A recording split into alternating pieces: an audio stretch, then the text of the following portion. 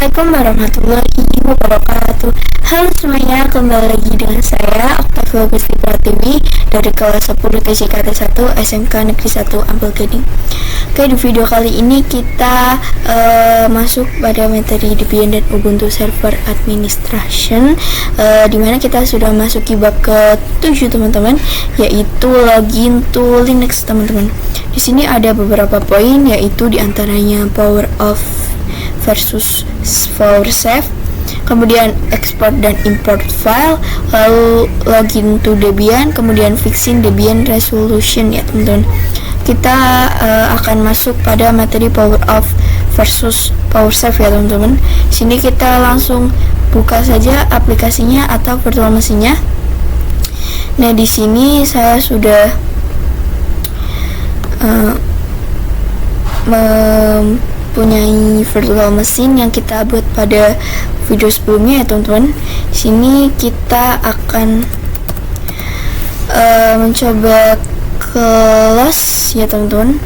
Nah, di sini ada banyak pilihan ya teman-teman, dimana di sini ada save the machine state, send the shutdown signal, atau power off the machine teman-teman. Nah, di sini untuk jika teman-teman sudah selesai atau teman-teman ingin close nih, teman-teman bisa pilih power off maupun save the machine state. Apa sih bedanya power off dan power save? Nah, untuk power off ini dia akan mematikan virtual machine yang teman-teman gunakan saat ini teman-teman. Jadi power off ini dia itu akan keluar dari server yang teman-teman gunakan ya teman-teman. Jadi untuk masuknya lagi teman-teman harus memasukkan username dan password. Nah, sedangkan save ini dia akan masih berada di tampilan yang teman-teman saat teman-teman save ya teman-teman. Jadi dia tidak perlu memasukkan lagi username dan password teman-teman. Dia hanya mengsilk. Nah, di sini saya akan mencobanya untuk power save. Kita oke. Nah, di sini dia masih tulisannya itu save ya teman-teman. Di sini kita akan coba start.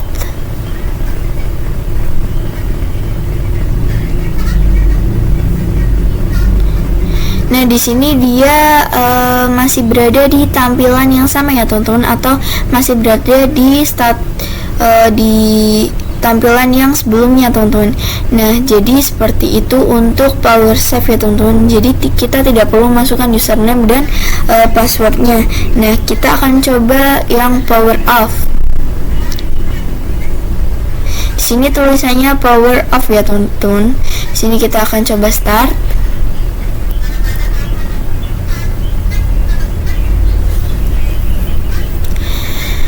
Nah, di sini dia akan running terlebih dahulu ya teman-teman, tidak seperti power save. Kalau power save itu dia langsung masuk ke tampilan yang sebelumnya teman-teman keluar ya teman-teman. Nah, itu kalau power off itu dia ini akan disuruh login terlebih dahulu. Kita masukkan username.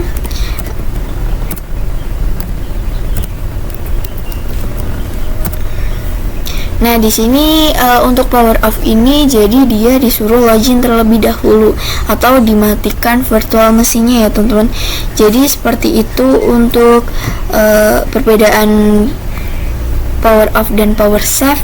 Kita lanjut ke materi selanjutnya ya teman-teman.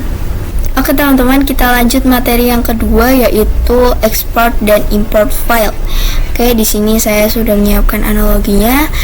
Jadi software VirtualBox maupun yang lainnya itu seperti VMware dan Proxmox bisa mengimport maupun mengekspor virtual machine ya teman-teman. Jadi seperti ini contohnya. Saya memiliki satu virtual machine maupun server ya teman-teman. Nah, dia ini bisa diekspor menjadi file.ava ya teman-teman, atau standard virtualization, di mana nanti file tersebut ini bisa diimpor ya teman-teman pada software VirtualBox maupun software yang lainnya teman-teman. Misal saya mengekspornya melalui VirtualBox, lalu saya akan mengimport di software yang lain seperti Proxmox maupun VMware. Itu bisa ya teman-teman, jadi kita bisa menggunakan software yang lainnya.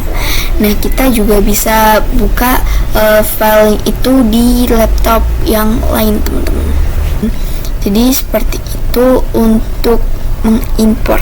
Kita akan mempraktekkan ya teman-teman. Kita buka VirtualBox-nya. Kemudian di sini teman-teman bisa klik virtual mesin yang ingin teman-teman ekspor. Klik kanan virtual mesin yang ingin teman-teman ekspor. Lalu kemudian di sini teman-teman pilih export to OCI. Nah, di sini teman-teman bisa klik. Kemudian di sini teman-teman bisa pilih tempat penyimpanan untuk eksporan atau hasil file yang teman-teman akan buat ini. Teman-teman bisa pilih, saya akan masukkannya di pembelajaran TJKT, save. Kemudian di sini kita next, kita ekspor. Oke teman-teman, untuk mengekspor ini agak lama ya teman-teman, jadi kita tunggu saja. Oke teman-teman, di sini sudah selesai untuk mengekspornya ya teman-teman. Di sini kita akan mencoba mengimpor hasil eksporan file yang hasil eksporan virtual mesin yang sudah menjadi file. Di sini kita buka pada penempatan yang tadi sudah kita lokasikan. Di sini saya menaruhnya di pembelajaran TJKT. Kemudian di sini kita klik kanan, lalu kita open with. Nah, di sini karena saya sudah ada VirtualBox, saya tidak perlu menambahkan aplikasi yang ingin saya gunakan. Nah, bagi teman-teman yang belum ada aplikasi atau software yang ingin teman-teman gunakan di sini, teman-teman bisa klik choose, scroll, kemudian klik choose an app on your PC. Kemudian di sini teman-teman bisa buka pada penempatan aplikasi VirtualBox teman-teman. Pada saat teman-teman mendownload VirtualBox-nya itu teman-teman taruh di mana. Nah, itu teman-teman bisa klik VirtualBox-nya kemudian klik open ya teman-teman. Karena saya sudah ada pada tampilannya di sini, jadi saya tidak perlu menambahkannya lagi. Nah, di sini ada always, ada pilihan always dan just once. Saya akan mengklik just once ya teman-teman. Nah, di sini kita sudah masuk pada import virtual mesinnya ya teman-teman. Di sini teman-teman bisa masukkan base foldernya, saya default aja. Kemudian saya akan mengimport ini ya teman-teman. Jadi untuk import sesimpel itu ya teman-teman. Nah, kemudian di sini kita import. Nah, di sini importnya tidak cukup lama, kita tunggu saja. Jadi untuk import seperti itu ya teman-teman, kita tinggal buka filenya, kemudian teman-teman pilih software yang ingin teman-teman gunakan, mau itu Proxmox, VMware, atau VirtualBox, itu bisa ya teman-teman. Oke, di sini kita sudah selesai. Nah, di sini ada imporannya yaitu Ubuntu Server 1 ya teman-teman. Nah, di sini sama teman-teman isinya. Oke teman-teman, di sini kita lanjut pada materi yang ketiga yaitu login to Debian ya teman-teman. Di sini kita langsung ke aplikasinya saja. Nah, di sini kita akan mencoba login Debian ya teman-teman. Di sini kita running terlebih dahulu Debian-nya.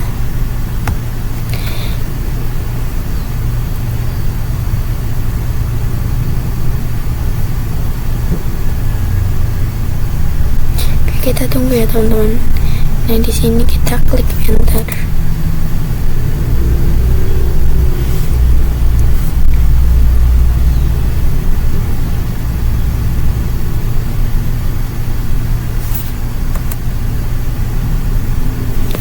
Nah, di sini ada server saya ya teman-teman. Di sini teman-teman bisa klik. Kemudian di sini kita disuruh memasukkan sandi ya teman-teman. Untuk login Debian kita disuruh memasukkan sandi terlebih dahulu. Nah, di sini kita disuruh memasukkan sandi pengguna ya teman-teman. Di video sebelumnya itu saat kita menginstal Debian itu kita disuruh membuat dua sandi ya teman-teman, dimana yang satunya itu sandi root dan yang satunya lagi yaitu sandi pengguna. Nah, itu sandi pengguna kita gunakan untuk masuk ke server kita ya teman-teman. Nah, kebetulan sandi pengguna dan sandi root saya sama, jadi di sini kita masukkan sandinya yaitu 1, 2, 3, 4. Nah, untuk teman-teman yang ada di lapangan, teman-teman harus membuat sandi yang susah ya teman-teman, agar orang lain tidak bisa membukanya. Nah, kemudian setelah kita masukkan password, kita enter.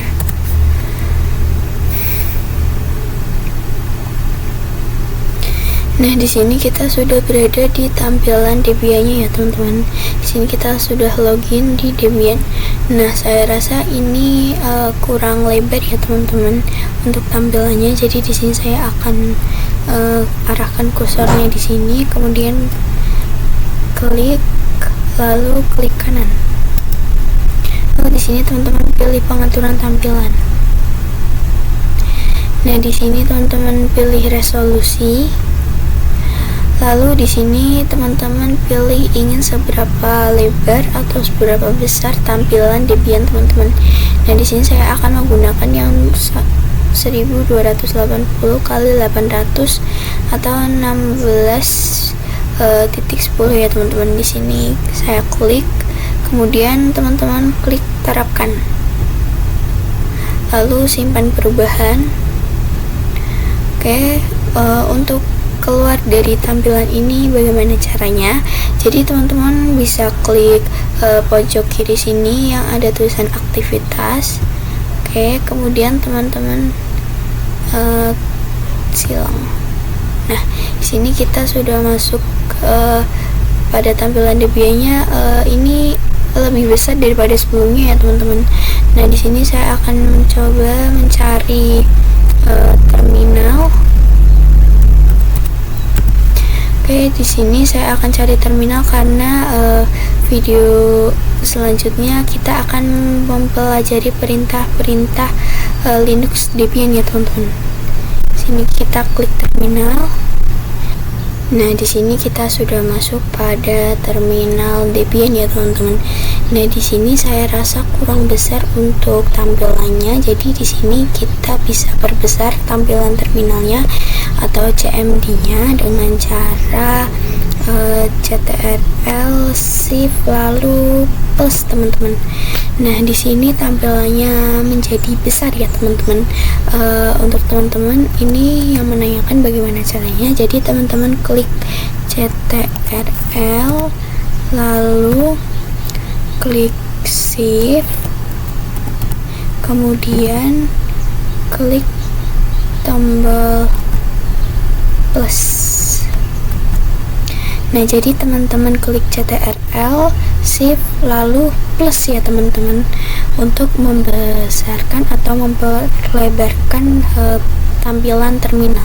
Oke, cukup sampai di sini untuk login to Debian. Kita lanjut ke video selanjutnya ya teman-teman.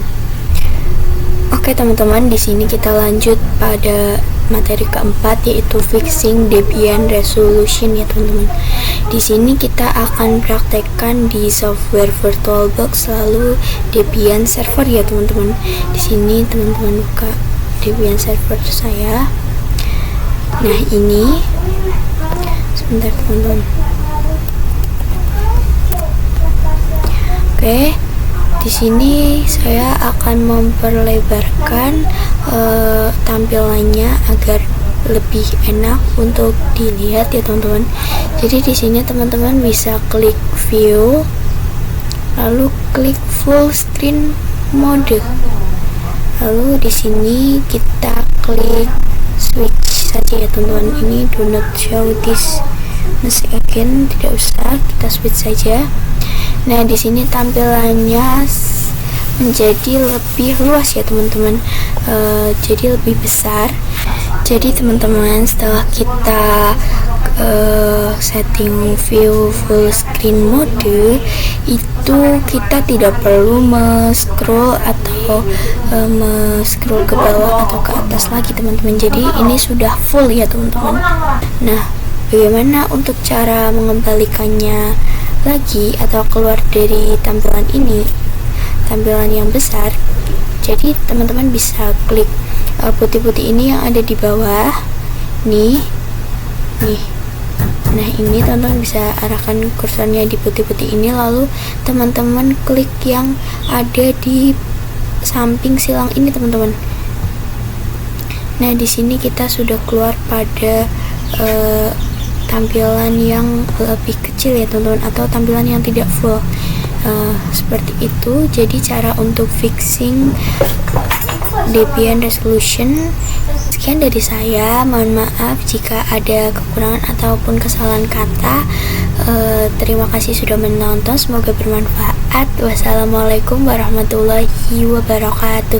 Dadah semuanya.